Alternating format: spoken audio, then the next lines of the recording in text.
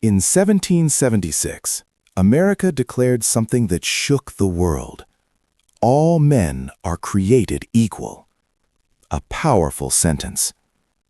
But nearly a century later, on the cotton fields of the South, there were human beings with no names, no rights, no freedom. They were chained in iron, sold as property, separated from their children. So what did equality really mean? Was it a promise, or the most beautiful lie ever written? And then, a tall, gaunt man with a quiet, steady voice walked into the White House. His name was Abraham Lincoln. A nation torn in two. In 1861, the Southern states seceded. Civil war erupted. Brother fought brother. Father and son stood on opposite sides of the battlefield. This was more than a war. It was a question. Was America truly one nation, or just a fragile agreement waiting to collapse? Lincoln understood that if the Union fell apart, the democratic experiment would fall with it. But he also understood something else. A nation cannot declare that all men are equal while allowing chains to exist. The moment Lincoln changed history. January 1, 1863. His hand trembled slightly as he signed the Emancipation Proclamation. Not from fear, but because he knew what it meant. From that moment on, the war would become bloodier, more brutal, more personal. And yet, he signed it anyway. Because freedom, if it only lives on paper, is not freedom at all. From that day forward, the Civil War was no longer just about preserving territory. It became a war to prove that the words of 1776 were true. Gettysburg, a new birth. November 1863. A cemetery filled with fresh graves, cold air. Mothers dressed in black.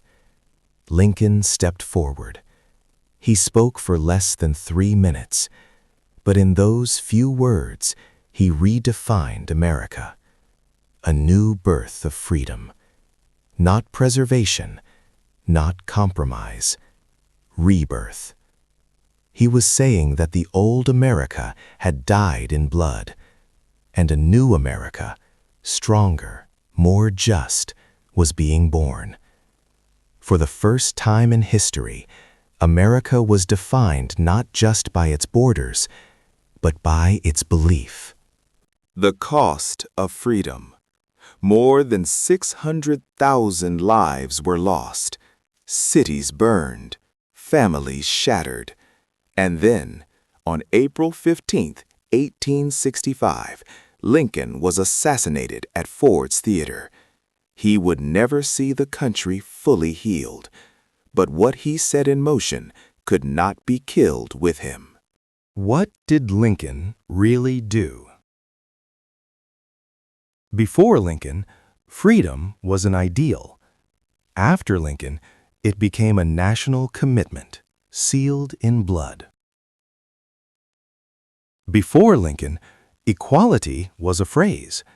After Lincoln, it became a path America was forced to walk, however difficult. Lincoln did not just save the Union.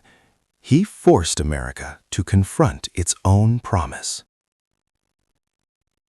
If Lincoln had chosen comfort over courage, if he had chosen peace without justice, would the America we know today even exist? Or would freedom still be nothing more than ink on an aging piece of paper?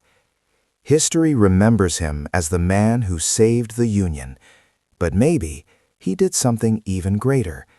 Maybe he forced America to become what it always claimed to be. So what do you think? Did Lincoln save America from collapse, or did he redefine what America truly is? If you want to explore the leaders who shaped this nation, the moments that changed history, Make sure to subscribe and join me for the next story, because the past isn't finished with us yet.